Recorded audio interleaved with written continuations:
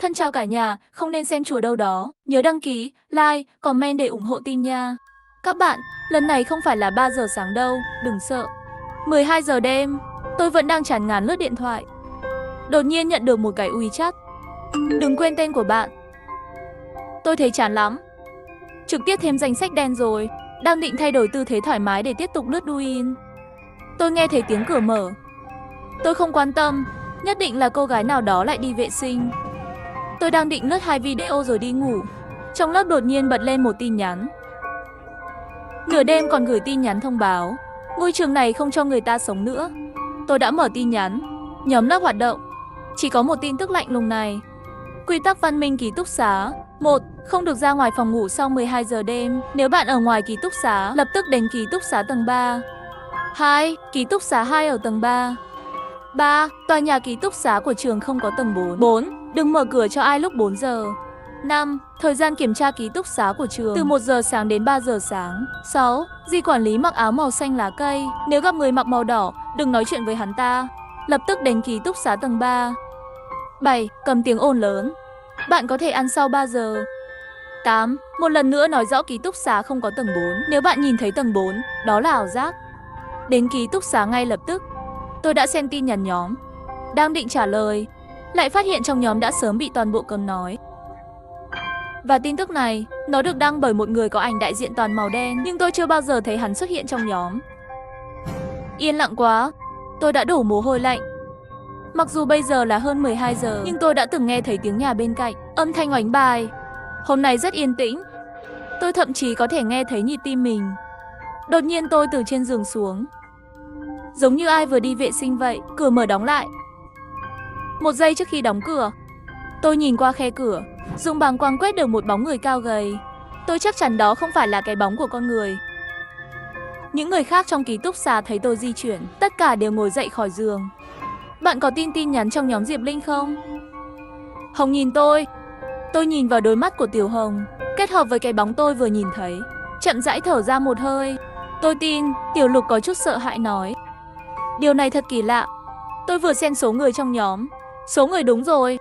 Tiểu Hồng nhìn chằm chằm vào màn hình điện thoại di động nói. Tôi kiểm tra rồi. Thêm một người nữa, nhưng số lượng không thay đổi.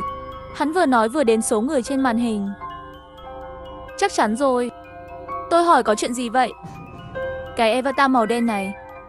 Không thấy bất kỳ tin tức nào về người này. Tiểu Lục nghe xong càng sợ hơn. Có lẽ hắn không tồn tại. Không tốt, Tiểu Hoa đi vệ sinh vẫn chưa về. Tình cờ gặp mẹ nên về đến nhà rồi. Lúc này đột nhiên có tiếng gõ cửa. Mở cửa ra. Tôi không có thẻ. Bên ngoài cửa truyền đến tiếng Tiểu Hoa. Tôi vừa định mở cửa, nhưng bị Tiểu Hồng chặn lại. Hắn vừa chỉ vào điện thoại vừa nói không được mở cửa. Tôi vẫn chưa kịp phản ứng. Tiểu Hoa ngoài cửa đang vội. Diệp Linh mau mở cửa cho tôi.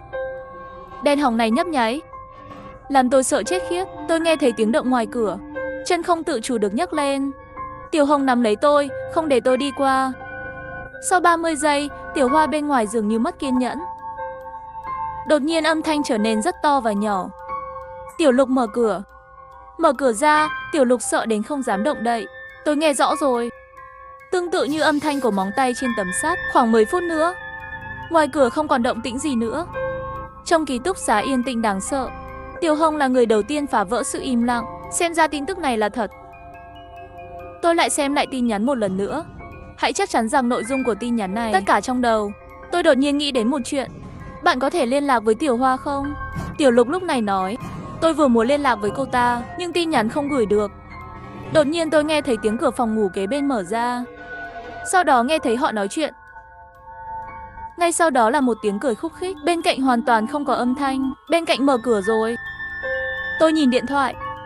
Bây giờ đã hơn 1 giờ rồi. Nếu không chúng ta ngủ trước đi. Có lẽ sáng mai sẽ trở lại bình thường. Hơi run rẩy nói. Tiểu Hồng nhìn hắn một cái nói ngươi thật sự có thể ngủ sao?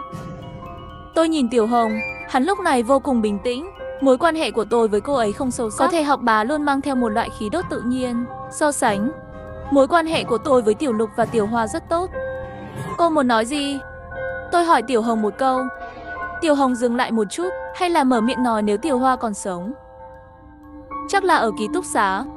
Tôi được cô ấy nhắc nhở, đột nhiên nghĩ đến quy tắc đó. Nó nói như vậy. Trong khi chúng tôi đang nói về việc ở lại ký túc xá, vẫn là khi ở ký túc xá, ngoài cửa lại vang lên tiếng gõ cửa. Âm thanh không lớn lắm, nhưng trong đêm tĩnh lặng thì rất rõ ràng. Lòng bàn tay tôi đầy mồ hôi. Học sinh, xin vui lòng mở cửa, đến giờ kiểm tra rồi. Một cô gái dịu dàng vang lên ngoài cửa. Tiểu Hồng mở cửa trước tôi một bước. Phía sau cánh cửa là một khuôn mặt chưa từng thấy. Chúng tôi mở cửa. Một tia phấn khích lóe lên trong mắt cô ấy. Mọi người trong ký túc xá của các bạn có đầy đủ không? Tiểu Hồng không trả lời hắn. Sau đó nhìn tôi một cái. Đang chuẩn bị hành động. Hắn phát ra âm thanh khàn khàn như tiếng của.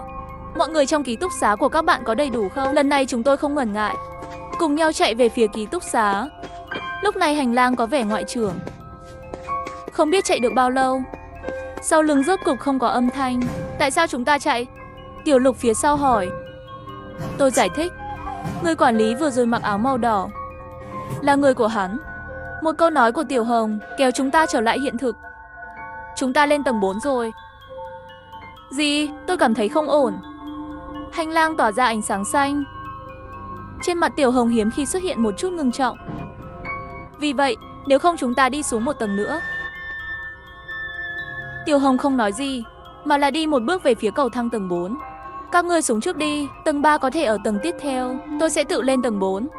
Tôi và Tiểu Lục đồng thanh nói. Không. Tiểu Hồng dường như bị thái độ của chúng tôi làm cho ngạc nhiên. Trên quy tắc viết không có tầng 4 bây giờ xuất hiện rồi. Rõ ràng là có vấn đề, tôi hơi khó chịu. Phải, bạn là người bình tĩnh nhất trong chúng tôi. Nếu có chuyện gì xảy ra với bạn, chúng ta sẽ không sống lâu đâu. Tôi thấy cô ta không bỏ cuộc, la hét với hắn.